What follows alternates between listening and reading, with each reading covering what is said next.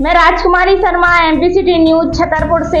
आइए देखते हैं आज की। दोस्तों नमस्कार, मैं राम पाठक। आज आए छतरपुर जिला पंचायत, जहां पर जन निवारण केंद्र लगा हुआ है, लगातार लगता चला रहा है और हर मंगलवार को समस्या जो होती है वहां लेकर आते हैं, लेकिन सुनने में आ रहा है कि समस्याएं बढ़ती आ रही है, निराकरण बहुत कम हो रहा है। ऐसे हमारे पीछे गरीब परिवार खड़ा हुआ है। बताया जा रहा है कि कई सालों से उसकी जमीन पर अवैध रूप से कब्जा किया गया है। हम उन्हीं से बात करते हैं, जानते हैं कि पूरा मामला है क्या है भैया। पूरा मामला सर ये है कि हमारी जमीन पर अतिक्रमण किया गया और हमें खेती बोने के लिए नहीं मिल रहा है। सर हम बिल्कुल 3 साल से बराबर परेशान हैं। हमारी खेती आधी खाली पड़ी, आधी उन लोगों ने बोली है। उन्होंने कब्जा किया है, उनके नाम बता सकते हैं आप? बालादीन, मुन्नी, कमल, अच्छेलाल, रामप्रसाद, जगन्नाथ, इन लोगों ने सीमांत की है। कब से कब्जा किया है आपकी जमीन पर? 3 साल से। आपने शिकायत की है? कहाँ पे शिकायत? जी सर, कलेक्टर साहब के यहाँ थाने में, महात्मा थाने में की सर, एसपी साहब लोग की है, मगर सर कोई निराकरण नहीं मिला है। आपने जो 181 नंबर आता है सीएम हेल्पलाइन, उस पर शिकायत की थी कभी आपने? तो सर मैंने हेल्पलाइन की थी, तो 181 में पुलिस माने थाने के लिए की थी, तो इन लोगों ने हमको झड़पा के उन्हें 181 कटवाई।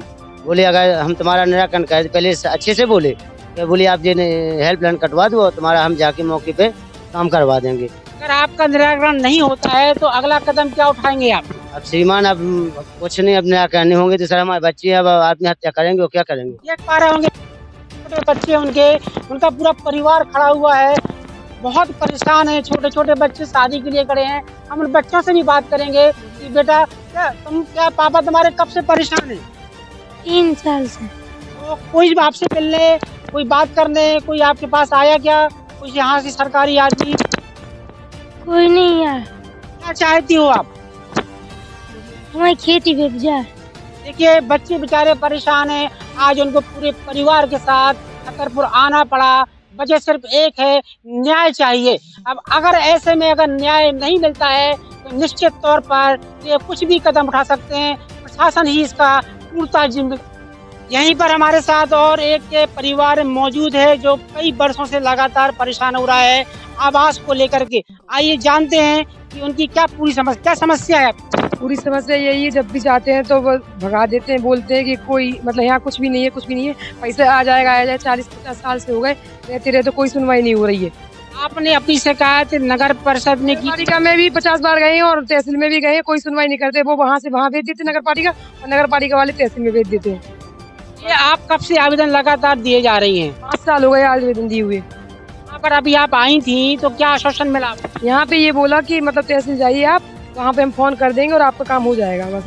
यहाँ पर इनकी माता जी भी मौजूद हैं, उनसे बात करेंगे। माता जी, आप अपना परिवार चला रही हो, इसी तरीके से बच्चियाँ आप पाल रही हो, तो कितना परिवार में बच्चे कितने हैं आपके, और आप कैसे कर पा रही हो? मजदूरी करते हैं, 4 लड़कियाँ हैं, और हमें ये कोई लाभ नहीं है। सरकारी राशन कार्ड भी नहीं बना रहे, भगा देते और ना खाना बनाते बेटा 3-4 घर में। वहाँ के जो नगर परिषद जो नगर पालिका अध्यक्ष हैं, उनसे बात की थी आपने? अब की है, लेकिन कोई नहीं सुनता बेटा, क्योंकि सोच पास नहीं है, सो कोई नहीं काम करता। ये देखिए, इन्होंने साफ तौर पर बोला कि वहाँ पर सिफारिश का जोर है और अगर सिफारिश नहीं है तो काम नहीं होगा। साफ तौर पर उनकी मां ने बता दिया।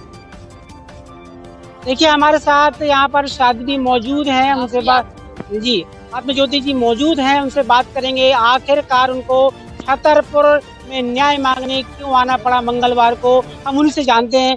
आप यहाँ पर आखिर क्यों आई है? क्या हमारे माता पिता की जमीन लोग कब्जा करके बैठे हैं, मेरे परिवार का मर्डर कर दिया है, परिवार बने बैठे हुए हैं। मैं सोचती हूँ कि महिला वृद्धा आश्रम यही छतरपुर में बनाऊं, मुझे देते नहीं है। मैं 2016 से बंटवारा के लिए अपील लौड़ी में करती रही। लौड़ी वालों ने कहा आप चंदला में करिए, चंदला में मैंने किया, यहाँ छतरपुर में भी मैंने किया, मेरी कोई सुनाई नहीं हुई। अभी आप यहाँ पे आपने आवेदन दिया हुआ है तो आपको क्या मिला है आश्वासन? अभी मुझे पहले वकील बोला कि आपको 3 पेशी पड़ती हैं, लास्ट पेशी में आना पड़ेगा। अब बोला 29 तारीख को आना है। यहाँ के वकील से बात किया, यहाँ का वकील कहता है आपके भाइयों को बुलाना पड़ेगा, भाइयों को एड्रेस लिखना चाहिए, वो लिखा नहीं है। अब कलेक्टर के लिए बोला गया, मैं कलेक्टर साहब के पास में आई हूँ, लिखा के एप्लीकेशन में, पढ़ी लिखी नहीं हूँ, मेरी कोई सुनाई नहीं हो रही है। मैं सोचती हूँ वृद्धाश्रम बनाऊं, माता पिता का ये दरिंदे क्यों खाएं जिन्होंने मेरे बच्चों को मारा, मेरे भाइयों को, पूरे परिवार को खत्म करके खुद भाई और बेटे बने बैठे, मैं जिंदा हूँ, मेरे बच्चों को मार के दूसरे लोग मेरे बेटे बने बैठे हैं। इसका कोई इंसाफ नहीं हो रहा है।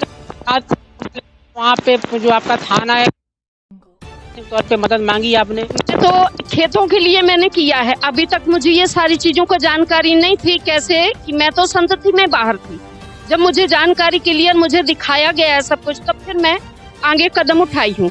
यहाँ आई हूँ कलेक्टर साहब के पास, तो आज कलेक्टर साहब नहीं बैठे, नहीं जन सुनवाई में पता चला कि 2 बजे तक बैठेंगे।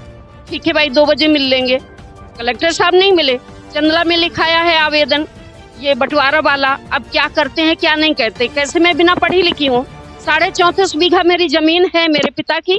मैं सोचती इन दरिंदों से छुड़ा के सरकार वृद्धा आश्रम बनाए, वो तो फिरते हैं मेरे आगे पीछे, क्या हम इसको भी मार देंगे, इसको भी उठा लेंगे। ठीक है, मुझे कल को कुछ हो जाए तो मेरी यहाँ की जमीन न कानपुर की सारी प्रॉपर्टी योगी संभाले और इधर की सरकार संभाले, मुझे मतलब नहीं, मेरे कोई आगे पीछे नहीं है। 2018 में बीच वाले बेटे को उठाया था, आज भी उन दरिंदों के अंदर में है। मैं इनकी डर की वजह से हरियाणा में रह रही हूँ, नांगल चौधरी हरियाणा, महेंद्रगढ़ जिला पड़ता है। कोई सुनाई नहीं है, लापरवाहियां हो रही हैं। कि आपने सुना कि ये थी साध्वी जो कि हरियाणा में रहती हैं और लगातार यहाँ पर छतरपुर आवागमन रहता है। नौता ग्राम जो कि तहसील सरवई में शायद पड़ता है, वहाँ पर इनकी जमीन को अभी अवैध रूप से कब्जा कर रखा है। प्रशासन से लगातार मदद मांग रही है, अभी तक किसी भी तरह की उनको मदद नहीं मिली है। आरडीएम साहब का यहाँ पर उपस्थित ना होना कहीं न कहीं दर्शाता है कि बहुत ज़्यादा लचर भाव चल रहा है, कानूनी व्यवस्था में लचर है। कहीं न कहीं प्रशासन तौर पर मदद नहीं मिल पाना, ये भी एक बहुत बड़ा सवाल उठता है। अब देखना यह कि प्रशासन ऐसे जगहों पे किस तरह के निर्णय, क्योंकि ज़्यादातर अगर मामले आ रहे हैं, जमीनों के मामले आ रहे हैं, तो अवैध रूप से कब्जा किया जा रहा है। अब देखना है कि इसकी कितनी बड़ी कार्रवाई और किस रूप में कैसे हो पाती है। मैं राम पाठक, ग्राउंड रिपोर्ट टीम के साथ छतरपुर से।